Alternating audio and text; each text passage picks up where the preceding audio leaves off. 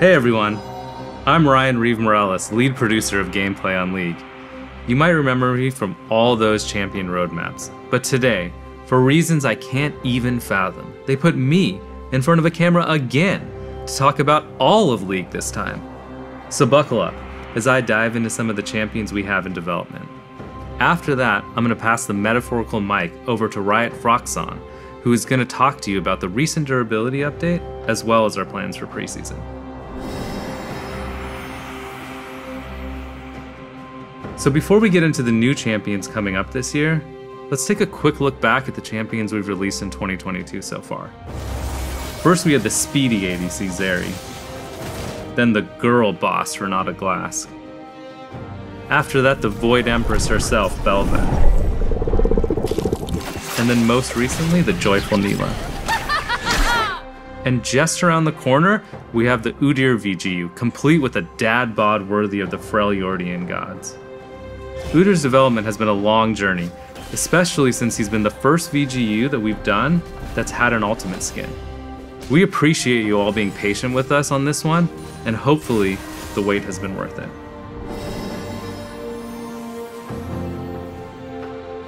So in addition to the new champions we've released this year, we've also been shipping a lot of mid-scope updates to various champions, including Janna, Ahri, Swain, Taliyah, Olaf, and recently Sivir.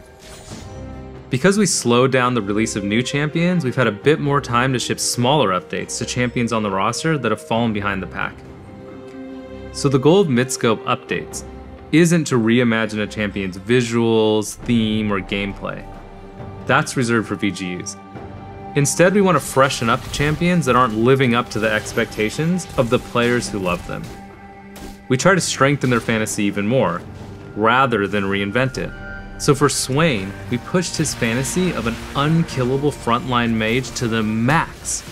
And for Ahri, we focused on her fantasy of a mobile mage, rather than the assassin she had become. We saw really great responses to these projects, as well as healthy play rate spikes after their release. Given all of this, we want to keep pursuing mid-scope updates, and we already have a few champions we're exploring, including Neeko and Syndra.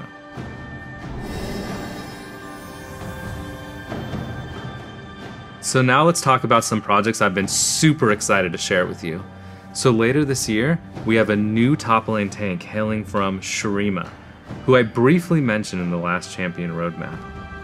This new champion will introduce a part of Shurima that we haven't explored yet, the city of Nezuma.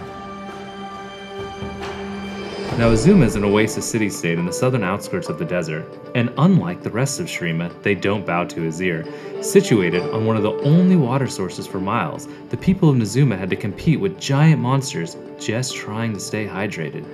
It was a hard-fought struggle, but they eventually claimed the oasis as their own and built their society around it. Now, 500 years later, this new champion leads the warriors of Nezuma to hunt those same monsters, using the rare resources they gained to build their infrastructure and weapons.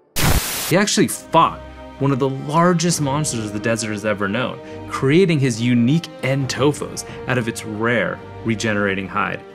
Entofos are huge, blunt weapons that can be used defensively, but at any moment, he can shatter them, revealing carefully crafted blades, capable of tearing through any foe in seconds.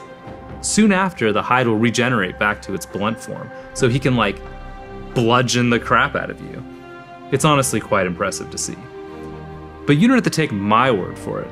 The entire city-state is basically permanently impressed by him. I mean, he's K'Sante, the pride of Nezuma. You don't get that title for nothing. So after K'Sante, we will be releasing the highly anticipated Aurelion Sol CGU.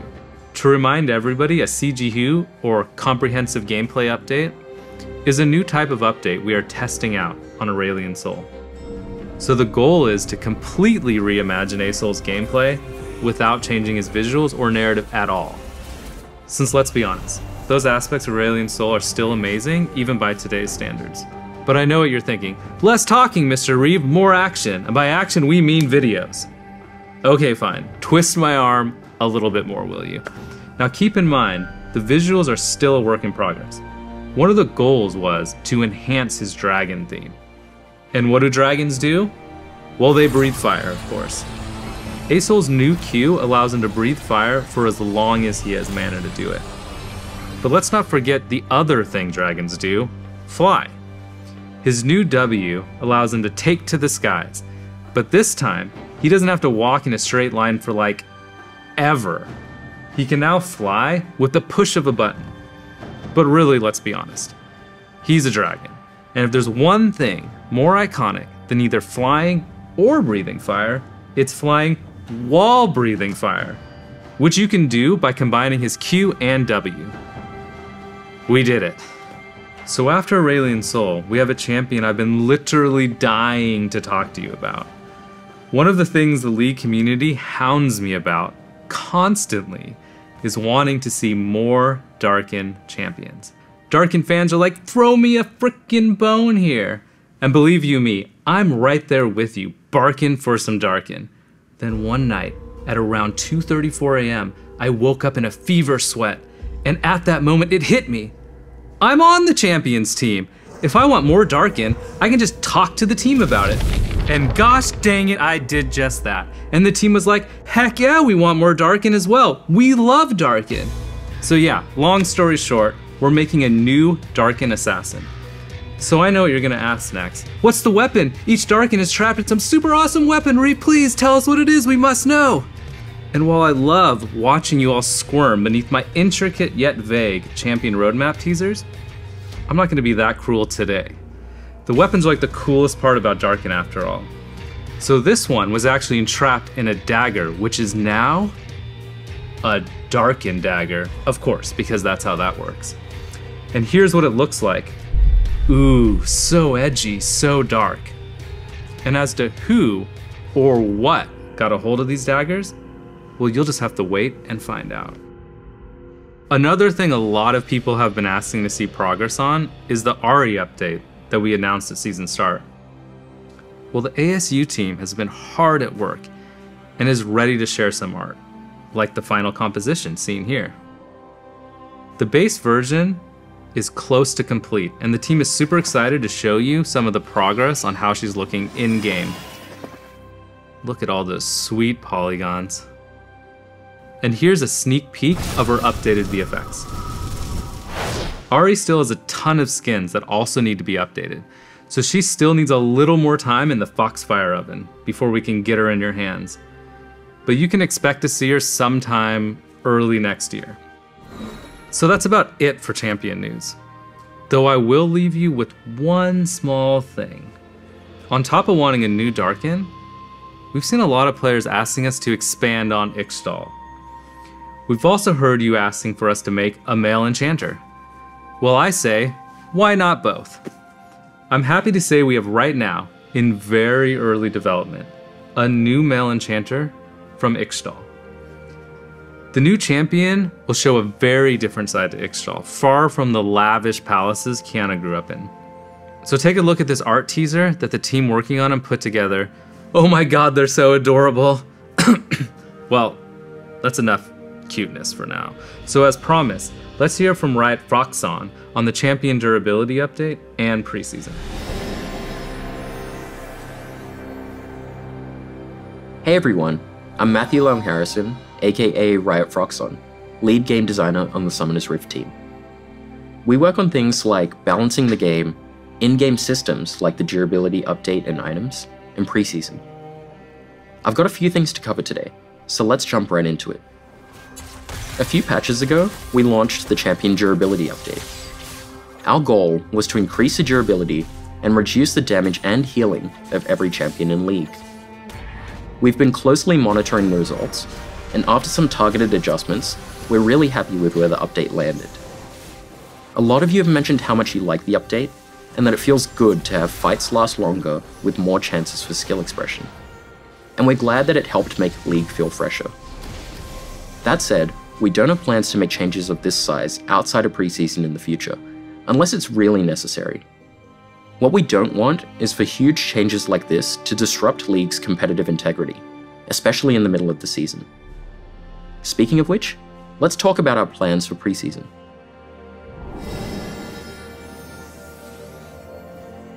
Similar to last year, we're making more targeted changes to various systems. Our multi-year goal is to bring everything in League up to modern standards before doing updates on the scale of Runes Reforged, Elemental Rift, or the item update again. So for this preseason, we're updating systems including communication and vision, making the jungle more exciting and accessible, and bringing back a familiar foe. Our communication system is showing its age, especially in comparison to some of our other games. So we're giving it some much needed attention with new features that'll make it easier to communicate with your team and walk away with the win. To that, we're expanding our in-game ping system to allow for better communication with your team. The current system only lets you share very basic communications, and while we appreciate your ingenuity with the limited pings you have, we wanted to give you more opportunity for clearer communication. The updated pings will include everything you already know and love, plus expanded vision options and a call to engage. We're also thinking about ways to emphasize pings with teammates, plan macro strategy for objectives, and keep track of where pings are on the map, even if they're off your screen. In addition to the changes to communication, we're making some small improvements to the vision system, as it's a bit outdated. It's not super clear that you can swap vision trinkets, and it's definitely not clear how you can best utilize them. To that, we're exploring ways to make vision trinkets more intuitive. You'll be able to see how many wards you have on the map, and preview where they'll go when placing them in walls.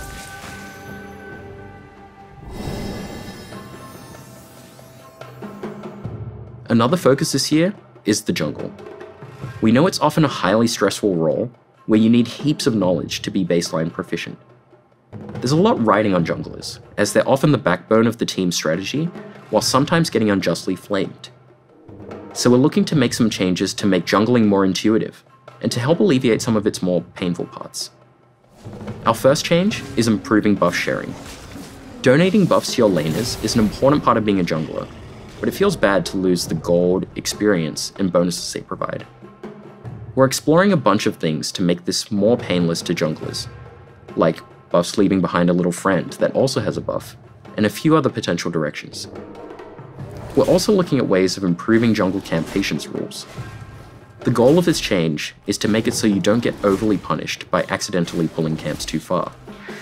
You shouldn't have to know exactly what pixel to stand on to do red buff and raptors at the same time without one resetting.